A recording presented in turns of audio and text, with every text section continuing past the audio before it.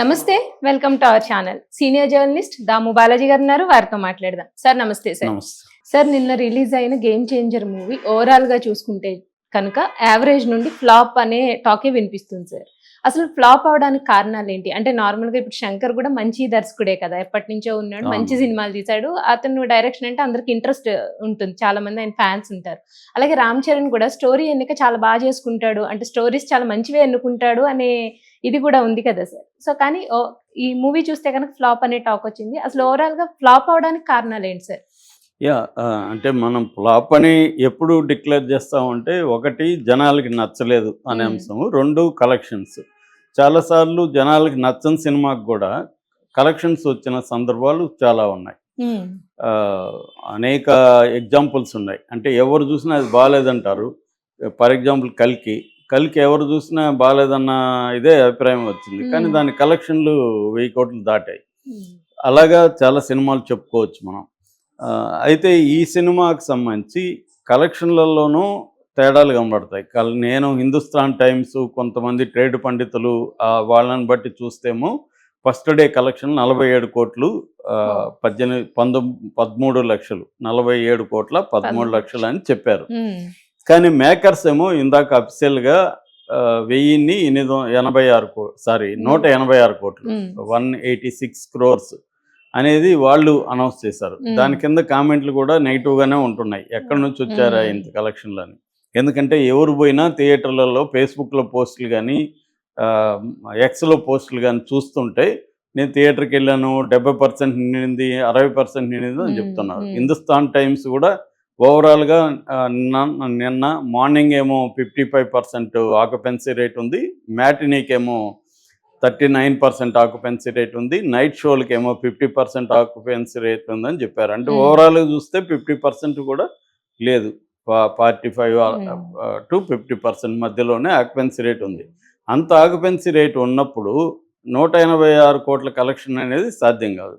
ఎందుకంటే హిందీలో అందరూ చెప్తున్నారు, హిందీలో 7 కోట్లు వచ్చింది, తెలుగులో ఎంత వచ్చింది, 38 కోట్లని హిందుస్థాన్ టైమ్స్ వాళ్ళు రాశారు.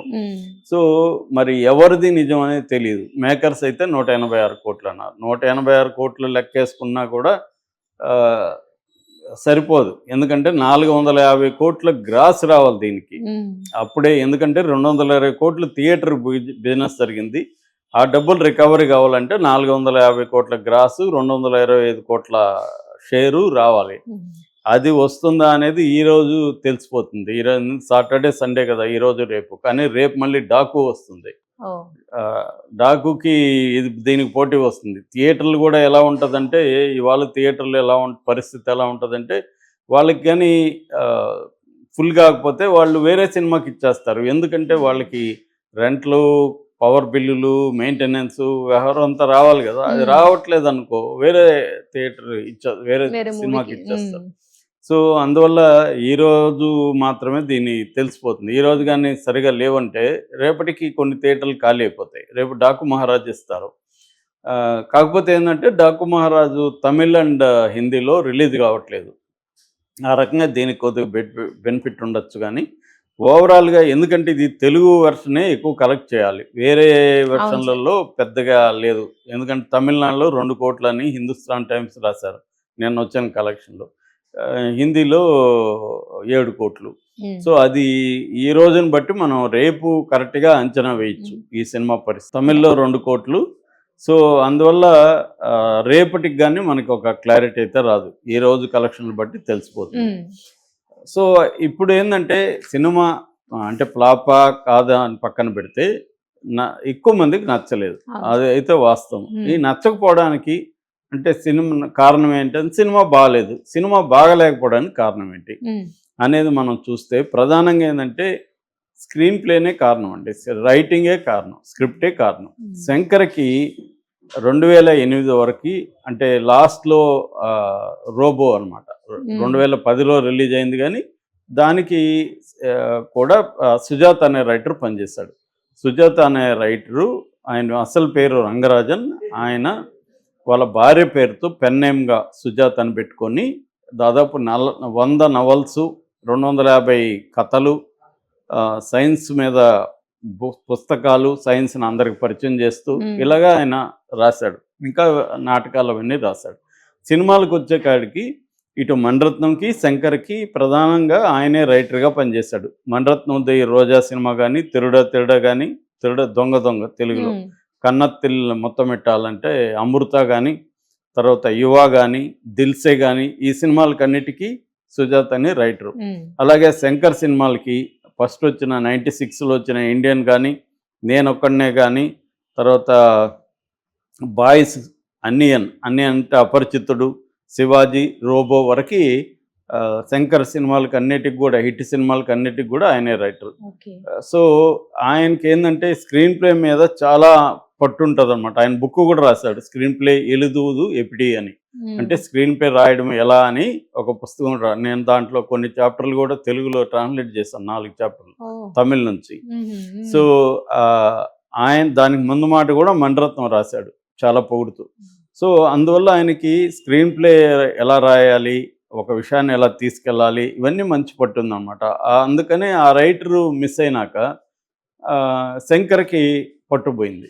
మణిరత్నం కూడా కొంత పట్టుపోయింది. కాకపోతే మణిరత్నం జయకుమార్ లాంటి రైటర్లను తీసుకున్నాడు. జయకుమార్ కూడా సుజాత అలాగే గొప్ప రైటర్, ఇప్పుడు బతుకున్న వాళ్ళల్లో వండర్ఫుల్ రైటర్ జయకుమార్.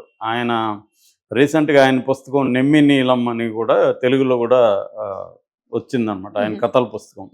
చాలా గొప్ప రైటర్ ఆయన. సో అలాంటి రైటర్ని మణిరత్నం పెట్టుకున్నాడు. కానీ శంకర్కి వచ్చేసరికి ఆ స్థాయి రైటర్లను పెట్టుకోలేకపోయాడు. సో ఈయన కార్తీక్ సుబ్బరాజ్ ఇచ్చిన కథను తీసుకుని, నిజానికి కథ బాగానే, కథ బ్యాడ్ కాదండి, ఇది దీన్ని చెప్పిన పద్ధతే బ్యాడ్. ఫర్ ఎగ్జాంపుల్, ఇప్పుడు హీరో ఉన్నాడు, విలన్తో ఢీకొన్నాడు. హీరో ఐఏఎస్ ఆఫీసర్ అయ్యాడు. ఐఏఎస్ ఆఫీసర్ అయ్యి వైజాగ్ కలెక్టర్గా వచ్చాడు. అక్కడ మంత్రిగా ఉంటున్న మోపిదేవి అనే ఎస్జే సూర్య పాత్ర, బొబ్బిలి మోపిదేవి, అతను అవినీతి చేస్తున్నాడు, అవినీతినే తను ఎదుర్కొంటున్నాడు. ఇది పాయింట్ కదా. ఇప్పుడు ఫ్లాష్ బ్యాక్కి వెళ్ళారు. ఫ్లాష్ బ్యాక్లో ఏంటంటే ఈ హీరో ఈ రామ్ నందన్ వాళ్ళ నాన్న అప్పన్న ఎక్కడో ఒక మారుమూల ప్రాంతంలో అక్కడ రైతుల ఇష్యూల మీద పోరాడుతున్నాడు. ఆ పోరాడే క్రమంలో పార్టీ పెట్టమన్నారు, పార్టీ పెట్టాడు. ఆ పార్టీని వేరే అతని దగ్గర ఉన్న వాళ్ళు కైవసం చేసుకొని అతన్ని చంపేశారు. ఈ ఫ్లాష్ బ్యాక్ సినిమాకు అవసరమా? ఎప్పుడైనా ఒక ఫ్లాష్ బ్యాక్ ఉంటే అది డ్రైవ్ చేయాలి సినిమాని. ఇప్పుడు భాష ఉంది, ఫర్ ఎగ్జాంపుల్ భాషలో ఒక ఫ్లాష్ బ్యాక్ ఉంది. భాష అనేవాడు ఎలాంటి వాడు, ఆ భాష అనేది ప్రజెంట్ని డ్రైవ్ చేసింది. ఫ్లాష్ బ్యాక్ ఎప్పుడైనా ప్రజెంట్కి అవసరమై ఉండాలి, ప్రజెంట్ని డ్రైవ్ చేయాలి, మామూలు స్క్రీన్ ప్లే. కానీ దీంట్లో ఇప్పుడు ఫ్లాష్ బ్యాకే లేదనుకోండి, ఫర్ ఎగ్జాంపుల్ ఈ సినిమాలో ఫ్లాష్ బ్యాక్ లేదు, కథకేమన్నా నష్టమా? ఆల్రెడీ హీరో విలన్తో ఫైట్లో ఉన్నాడు, కొత్తగా ఫ్లాష్ బ్యాక్ ఎందుకు నీకు? ఆ హీరో ఆ విలను విలన్ వాళ్ళ నాన్న వీళ్ళ నాన్నని చంపాడు. వీళ్ళ నాన్నని చంపితే ఇతను పగ తీర్చుకోవాలనుకుంటే అతనేమో మారిపోయాడు, చివరికి అతని కురివి ఇతనే పెట్టాడు. ఇది ఎంత అబ్జర్డ్. దాంట్లో డైలాగ్ కూడా చెప్పారు, మా నాన్నని చంపిన వాడికి కురివి నా దగ్గర పెట్టించావే అని. సో ఇది అంటే ఎవరి తరపున ఆడియన్ ఉండాలి? ఇప్పుడు వాడేమో శ్రీకాంత్ క్యారెక్టర్, వీళ్ళ నాన్నని చంపినోడేమో పశ్చాత్తాపంతో ఉన్నాడు, వాడికి కురివే హీరోను పెట్టాడు.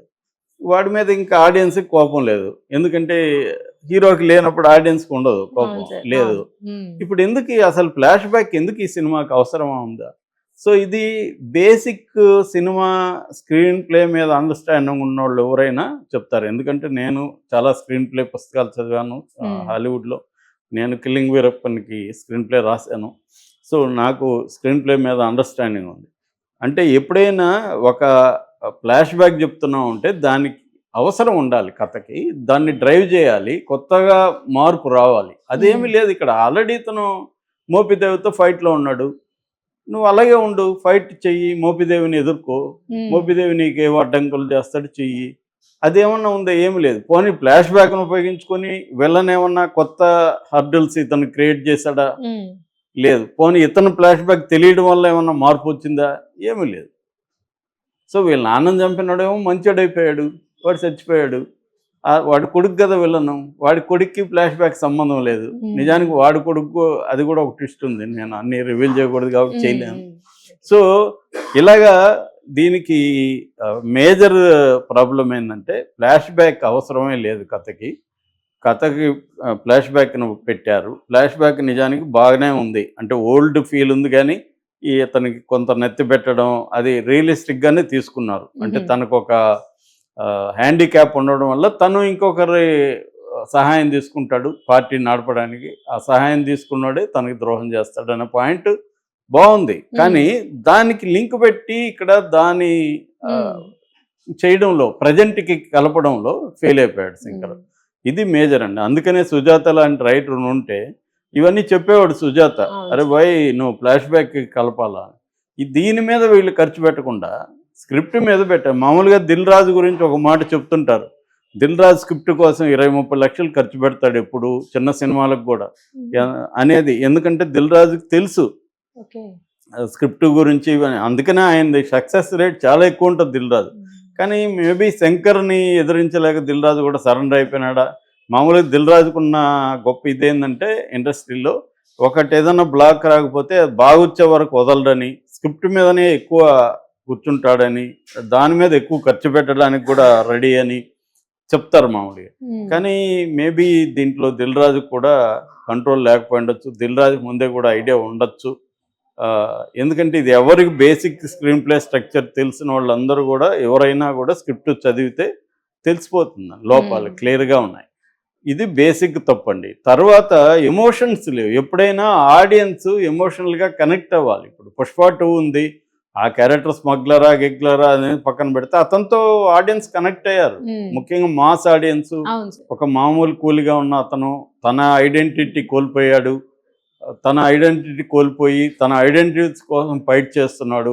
అలాంటి వాడు ఆత్మాభిమానం ఎక్కువ ఉంది, అలాంటి క్యారెక్టర్తో కనెక్ట్ అయ్యారు. సో ఇతనితో కనెక్ట్ అవ్వలే. ఇతనికి ముందు తెలియదు అసలు. ఫ్లాష్ బ్యాక్ కూడా రాంగ్ ప్లేస్మెంట్లో రివీల్ చేశారు. ముందుగానే రివీల్ చేస్తుండాలి, అది చేయలేదు. సో ఇతనికి ఏమి దాంట్లో ఎమోషన్ లేదు. వాళ్ళ అమ్మ ఏమో అదొక క్యారెక్టర్. సో ఏది కూడా స్ట్రాంగ్ ఎమోషనల్ ఇంపాక్ట్ అనేది సినిమా ఇవ్వలేకపోయింది. అట్లాగే లవ్ ట్రాక్ ఫెయిల్యూర్ అండి దీంట్లో కంప్లీట్గా. అదంతా వేస్ట్.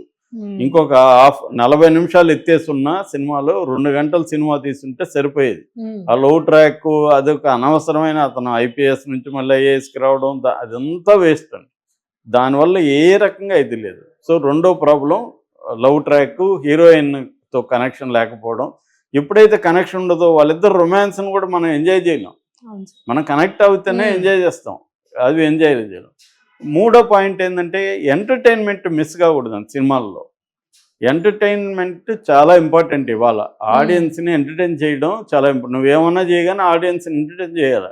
ఆ ఎలిమెంట్ దీంట్లో కంప్లీట్గా పోయింది. అది పరమ నీచంగా ఉంది. ఆ సునీల్ ట్రాక్ సైడ్కి వచ్చే కామెడీ అదైతే ఏందిరా ఇది, ఎందుకు పెట్టాడు రా శంకర్, బ్రెయిన్ ఉందా ఇతనికి లేదా అనిపిస్తుంది. అంత చీప్ కామెడీ. అది కామెడీ లేదు అసలు దాంట్లో. అదొక వికలాంగ తత్వం, దాన్ని ఎందుకు పెట్టారు. మళ్ళీ వాళ్ళ మదర్కి ఒక హీరో మదర్ కూడా ఒకటి పెట్టారు, అది ఎందుకు పెట్టారో తెలియదు. అంటే దాని పర్పస్ మనకు ఆడియన్స్కి ఆయన ఏమన్నా అనుకున్నాడేమో పర్పస్ అని మనకు అర్థం కావాలి. నువ్వు అనుకుంటే నాకేంటి, నాకు అర్థం కావాలి, నాకు కనెక్ట్ కావాలి.